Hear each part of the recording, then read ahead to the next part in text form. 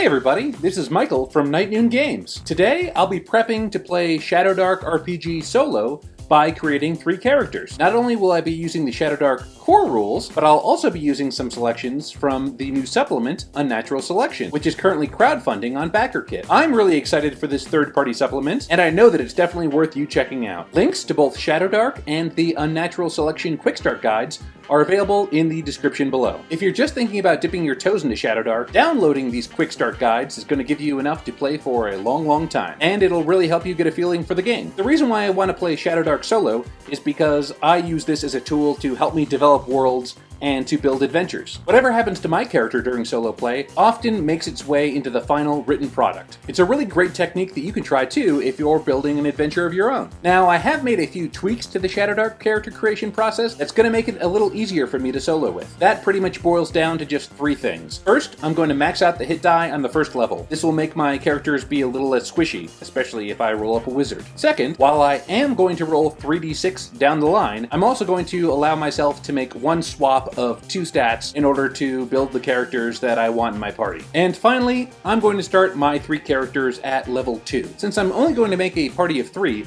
this should help balance things out a little bit. If you're now just discovering Shadowdark and coming from old school D&D or the OSR scene, this all might be abhorrent to you. And you know what? That's totally fine. If you want to play solo, build your characters however you want to. At the end of the day, the only thing that matters is that you're having fun. If you're having fun, you're doing it right. To create characters in Shadowdark, first you roll stats, then you choose your ancestry and then class, you roll for hit points, you roll for a background, you choose your alignment, and then you write down your title. And finally, you get to pick your starting gear as well. I'm going to bounce around a little bit and not follow this process strictly in order, but I will cover all of these steps for all of my characters. Of course, I could make some characters with just a few clicks using SHADOWDARKLINGS, which really is a great tool, but I find that I better understand the characters and the mechanics behind their abilities if I build them myself. For my first character, I'm going to start by rolling these 6 stats straight down the line. For strength, I rolled a 10, dexterity a 15, Constitution 7, Intelligence 14, Wisdom 8, and Charisma 10. I decided that I wanted this first character to be a melee fighter, so I went for a human because of their ambitious trait that allows me to roll a second talent even at first level. I'm going to select Beastmaster as my class since I think it's pretty cool, and this is the first thing that I'm using from the Unnatural Selection Quickstart Guide. Again, there's a link to the Quickstart Guide as well as a link to the crowdfunding campaign down in the description below. I rolled 2 7s for my talents, so I'll be able to add a +2 to my Strength or Constitution, or add 1 to my unarmored AC. I'll implement these a bit later though. Next, I skipped down to backgrounds and used the Untamed Backgrounds table from Unnatural Selection and rolled a 12, meaning they were Beast Forged. It makes a lot of sense that this character was trained by a Beastmaster since they themselves are a Beastmaster. I think being a Beastmaster is probably a little bit unpredictable, so I think their alignment is going to be chaotic. Unnatural Selection doesn't have titles in the Quick Start Guide, but I'll just put a question mark here for the time being and fill it in later. I skipped to selecting gear next, and I figure I should start out with at least a crawling kit. This is a selection of items that are going to come in handy for any adventurer. I realized that I should add these items in the gear selection. Luckily, I knew I was going to screw up at least a little bit here, so I brought some white out. Part of Shadowdark's mechanics is that you only have limited space for gear, and that is either 10 or your strength score, whichever is higher. So keeping track of what is in each slot is really important for the gameplay. At this point, I realized what 2 stats I was going to swap as well. Since this is going to be mostly a melee fighter, I'm going to swap what I rolled for intelligence with what I rolled for strength, so that the better strength modifier can increase the likelihood of landing hits with melee attacks. Then, I applied my 2 talent rolls to buff my con twice, otherwise I'd take a hit to max HP at first level. Because of this, my final stat scores and modifiers are Strength, 14 for +2, Dexterity, 15 for +2, Constitution, 11 for +0, Intelligence, 10 for +0, Wisdom, 8 for -1, and finally Charisma, 10 for +0. These stats not only determines how good this character is at performing actions, but also helps to inform my role-playing. For instance, this Beastmaster isn't very wise or intelligent, so I think they're going to come off as kind of a meathead. Since I'm making these characters start at 2nd level, I also have to roll a hit point die as a way to level up. So since their con is +0, I know this Beastmaster's HP is going to start at 10. Okay, back to the gear. I told you I'd be jumping around a bit. Instead of the usual 2d6 times 5 to determine the starting gold, I'm going to use 2d6 times 6 to account for being one level higher. Rolling a 4 still only gets me 24 gold though. The crawling kit costs 7 gold, so that brings me down to 17 left to use. For a melee character, I think the Beastmaster is a bit squishy, so I'm going to equip them with some leather armor. They have melee attacks covered since I chose bear claws as part of their class, so I added a short bow since they can also use all ranged weapons. The cool thing about bear claws is they get to attack twice a turn with them, and if each of them hit, the character can deal an extra 2d4 damage with a bear hug. I'm a little bit skeptical of this. It might be a bit overpowered. Again though, even if it is overpowered, as long as I'm having fun, I won't mind too much. I can always nerf it by making the damage from the bear hug only 1d4 or something like that. The character's dex and strength are both +2, so both their melee and range attacks are going to add a 2 to the roll. It's important to note that in Shadowdark, these are not added to the damage. This keeps the power curve of the game from spiraling upwards by keeping the amount of damage any given character can deal, regardless of level, pretty flat. Finally, I rolled on the Shadowdark character names table and got a 9 for Morgan.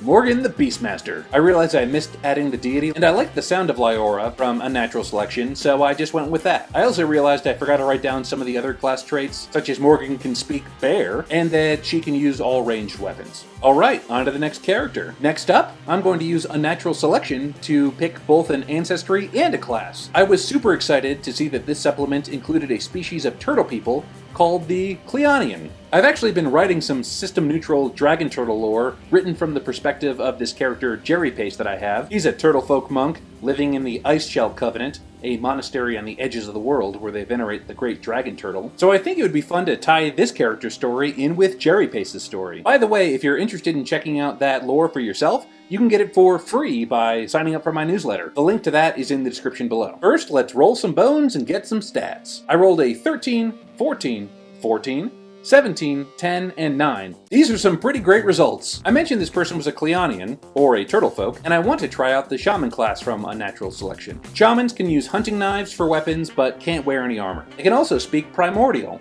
and since this character is Chelonian, they also know their own people's language.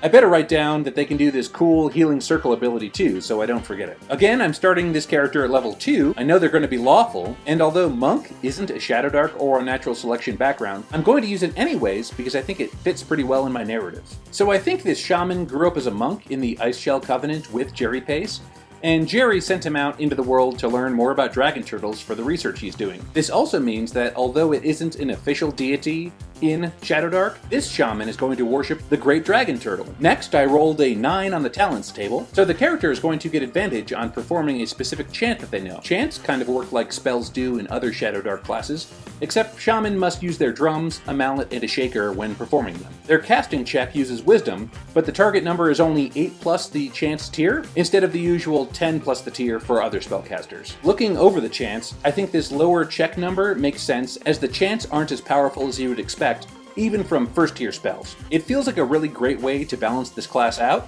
especially considering all chants require the shaman to maintain focus each turn, which entails re-rolling the spellcasting check every turn. There are only a limited number of chants available at first tier, but I do get to pick 3 of them. Shell of the Turtle uses protective energies to boost the AC of the shaman and their allies by 1. This is the chant I'll use my talent roll on, so that I'll always have advantage when rolling for it. I think it makes sense from a narrative perspective, considering that this shaman is a turtle. Shamanic Purge is next. This can help expel possessed spirits or other beguilements from allies, and just feels like really shaman-y to me, so I think that's pretty cool. Hiss of the Viper is the last chant that I get to pick. This forces enemies to make a morale check and subtract 1 from the roll, making it more likely that they'll retreat from a fight. This might be especially useful, considering that I'm going to be playing with a party of only 3 characters, and just killing everything all the time might not be a very viable solution. Going back to the stats, I decided to swap rolls for Intelligence and Wisdom, since Wisdom is the stat used for chanting. This gives me the following stats. Strength, 13 for +1,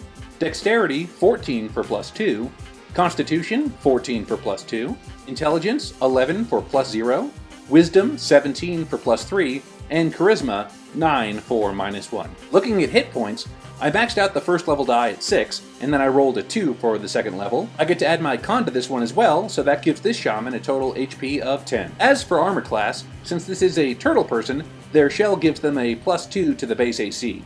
So combined with the +2 for Dex, This gives this shaman an AC of 14. I then rolled a 7 for starting gold, so multiplied that by 6 and got me 42. I know that the shaman's drum, mallet, and rattle combine to take up 1 gear slot, so I can just mark that down first. They are only proficient in hunting knives and bows for weapons, so I'll buy 2 knives and a crossbow. I'm not so much into keeping track of ammunition, so I'll just hand wave away the need for bolts here. Of course, since this is Shadowdark, every character should probably have a few torches, and rations can't hurt either. That leaves the shaman with 29 gold to their name, but they can hang on to this for shopping or carousing later. Then it's just a matter of writing down what they're using for attacks, and then finally picking a name. I looked around online and found a name that I thought would be pretty cool. Turtlun, you know, because they're a turtle. Alright, on to character number 3, the last of my adventuring party. Once again, I started by rolling stats. I rolled a 7, 8, 6, and 3 11s. Oof! An optional rule in Shadowdark is that if you don't roll 14 or higher on any stats, you're able to just re-roll them all. Since I think that would be a bit more fun, I went ahead and re-rolled. This time I got a 7, 6, 9, 11, 15, and 14. Which is much more viable. Since I made Morgan, the Human Beastmaster, with an ancestry from Shadowdark core rules and a class from Unnatural Selection, and I made Turtlun the Chelonian Shaman completely from Unnatural Selection, I figure I would make this last character using an ancestry from Unnatural Selection and a class from Shadowdark. I really dig the idea of this Shadow Elf ancestry and their Friend in the Shadows ability, and I think it would be a perfect fit for a wizard who is going to be squishy anyways, so they're going to want to do all the hiding that they can. Plus, every party needs at least one true spellcaster,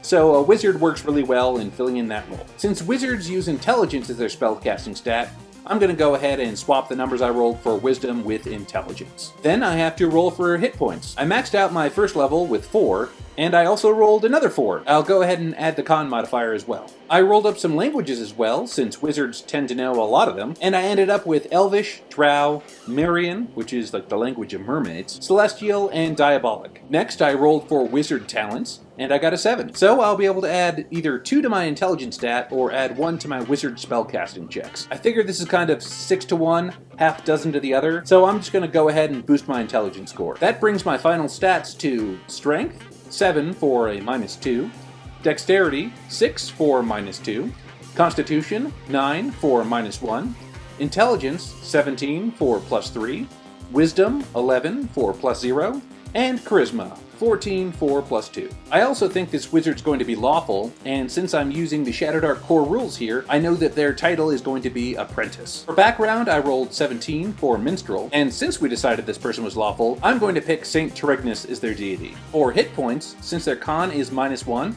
the total HP comes to 7. And for armor class, the base is 10, but I have to subtract 2 because of my dex modifier, so they're only going to have 8. Yikes. I rolled 10 for gold, so I'm going to have 60 total to play with. I think it'd probably be a good idea for another character to have a crawling kit for good measure, so I've picked that for 7 gold. Since wizards can use daggers, I'm going to buy 2 of those as well, and I think every wizard needs a staff too. That brings the wizard down to 50 gold, but I think they can hang on to that for the time being to shop or go carousing later on down the line. I looked up some elf names online, and the one that spoke to me was Umbrion, and I thought that was pretty badass. Also, is that a Pokemon name too?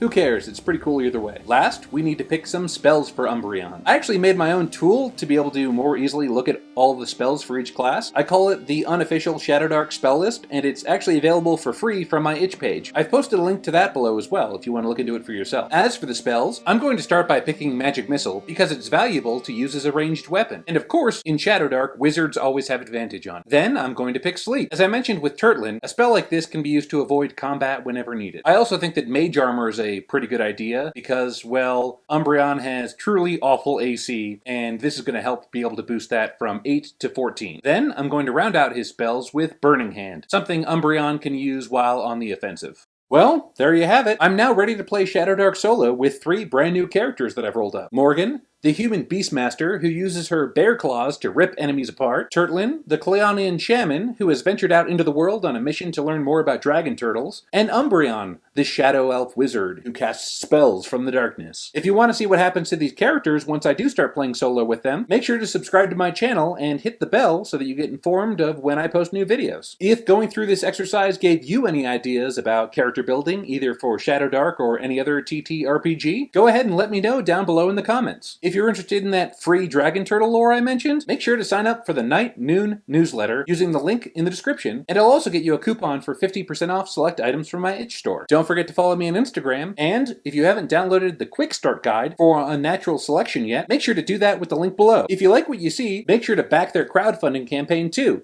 You have until about September 20th, I think, but you just might want to back it today and then you don't have to worry about it. Until next time, stay inspired and keep those dice rolling. Thanks for watching.